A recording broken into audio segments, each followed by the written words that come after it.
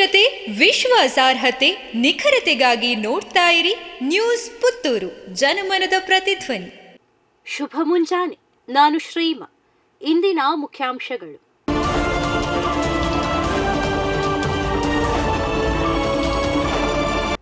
ಚಿಕ್ಕಪುತ್ತೂರು ನಿವಾಸಿ ರೇಷ್ಮಾ ನೇಣು ಬಿಗಿದು ಆತ್ಮಹತ್ಯೆ. ಚಿಕ್ಕಪುತ್ತೂರು ನಿವಾಸಿ ಚಿಂತನ್ ಎಂಬವರ ಪತ್ನಿ 7 ತಿಂಗಳ ಗರ್ಭಿಣಿ ರೇಷ್ಮಾ ಭಾನುವಾರ ರಾತ್ರಿ ಮನೆಯಲ್ಲಿ ನೇಣು ಬಿಗಿದು ಆತ್ಮಹತ್ಯೆ ಮಾಡಿಕೊಂಡ ಘಟನೆ ನಡೆದಿದೆ. ಚಿಕ್ಕಪುತ್ತೂರಿನಲ್ಲಿ ಬಾಡಿಗೆ ಮನೆಯಲ್ಲಿ ಚಿಂತನ್ ಅವರ ಪತ್ನಿ ಹಾಗೂ ಪುತ್ರಿ ವಾಸ್ತವ್ಯ ಹೊಂದಿದ್ದರು. 4 ವರ್ಷಗಳ ಹಿಂದೆಯಷ್ಟೇ ಚಿಂತನ್ ಅವರ ವಿವಾಹ ಸುರತ್ಕಲ್ನ ರೇಷ್ಮಾ ಅವರ ಜೊತೆ ನಡೆದಿತ್ತು. ಭಾನುವಾರ ರಾತ್ರಿ ರೇಷ್ಮಾ ಅವರು ಮನೆಯಲ್ಲಿ ನೇಣು ಬಿಗಿದು ಆತ್ಮಹತ್ಯೆ ಮಾಡಿದ್ದಾರೆಂದು ತಿಳಿದು ಬಂದಿದೆ.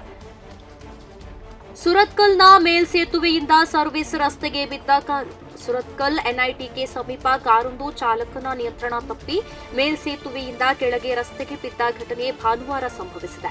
ಮಂಗಳೂರಿನಿಂದ ಉಡುಪಿ ಕಡೆ ತೆರಳುತ್ತಿದ್ದ ಕಾರನ್ನ ಕುಂದಾಪುರ ನಿವಾಸಿ ಪ್ರತ್ಯಕ್ಷ ಎಂಬುವರು ಚಲಾಯಿಸುತ್ತಿದ್ದರು. ಅಪಘಾತದಿಂದ ಅವರಿಗೆ ಯಾವುದೇ ಪ್ರಾಣಾಪಾಯವಾಗಿಲ್ಲ ಎಂದು ಪೊಲೀಸರು ಮಾಹಿತಿಯನ್ನ ನೀಡಿದ್ದಾರೆ. ಇರಾನ್ನಲ್ಲಿ ಆಪತ್ತಿನಲ್ಲಿದ್ದಾರೆ 10,000ಕ್ಕೂ ಅಧಿಕ ಭಾರತೀಯ ವಿದ್ಯಾರ್ಥಿಗಳು.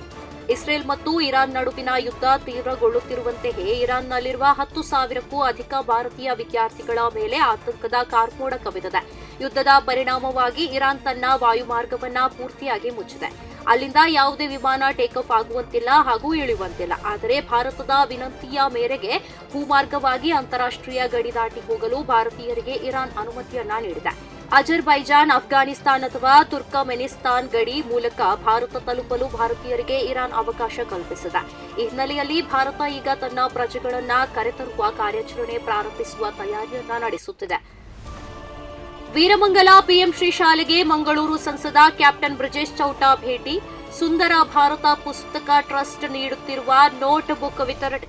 ತಾಲೂಕು ಪಂಚಾಯತ್ ಸಭಾಭವನದಲ್ಲಿ ನಡೆದ ಸುಂದರ ಭಾರತ ಟ್ರಸ್ಟ್ ಕೊಡಮಾಡಿದ ನೋಟ್ ಪುಸ್ತಕವನ್ನ ಮಂಗಳೂರು ಸಂಸದ ಕ್ಯಾಪ್ಟನ್ ಬ್ರಿಜೇಶ್ ಚೌಟ ವೀರಮಂಗಲ ಪಿಎಂಶ್ರೀ ಶಾಲೆಗೆ ವಿತರಿಸಿ ಶುಭ ಹಾರೈಸಿದರು.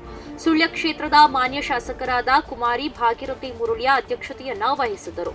ಸುಳ್ಯ ನಗರ ಸಭಾಧ್ಯಕ್ಷರಾದ ಶಶಿಕಲಾ, ಸುಂದರ ಭಾರತ ಟ್ರಸ್ಟ್ ಮುಖ್ಯಸ್ಥ ಪ್ರತಾಪ್ ಪರಾಶರ ಉಪಸ್ಥಿತರಿದ್ದರು. ಚಾಲಕನ ನಿಯಂತ್ರಣ ತಪ್ಪಿ ಮಗುಚಿ ಬಿದ್ದ ಕಾರು ಅಪಾಯದಿಂದ ಪಾರು. ಕಾರೊಂದು ಚಾಲಕನ ನಿಯಂತ್ರಣ ತಪ್ಪಿ ಮಗುಚಿ ಬಿದ್ದ ಘಟನೆ ಮುಂಡಾಜೆ ಸಮೀಪದ ಸೀಟ್ ಬಳಿ ನಡೆದಿದೆ. ಕಾರಿನಲ್ಲಿ ಕಕ್ಕಿಂಜಿಯ ಮುದಿನಡ್ಕ ನಿವಾಸಿ ಹರೀಶ್ ಗೌಡ, ಪತ್ನಿ ಹಾಗೂ 2 ಮಕ್ಕಳು ಕಕ್ಕಿಂಜಿಯಿಂದ ಬೆಳ್ತಂಗಡಿ ಕಡೆಗೆ ಬರುತ್ತಿದ್ದ ಸಂದರ್ಭ ಅಪಘಾತ ಸಂಭವಿಸಿದೆ. ಹರೀಶ್ ಗೌಡ, ಪತ್ನಿ ಹಾಗೂ 2 ಮಕ್ಕಳು ಗಾಯಗಳೊಂದಿಗೆ ಅಪಾಯದಿಂದ ಪಾರಾಗಿದ್ದು ಆಸ್ಪತ್ರೆಯಲ್ಲಿ ಚಿಕಿತ್ಸೆಯನ್ನ ಪಡೆಯುತ್ತಿದ್ದಾರೆ.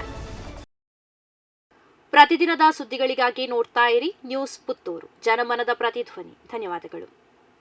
ವಸ್ತುನಿಷ್ಠತೆ, ವಿಶ್ವಾಸಾರ್ಹತೆ, ನಿಖರತೆಗಾಗಿ ನೋಡ್ತಾ ಇರಿ ನ್ಯೂಸ್ ಪುತ್ತೂರು, ಜನಮನದ ಪ್ರತಿಧ್ವನಿ.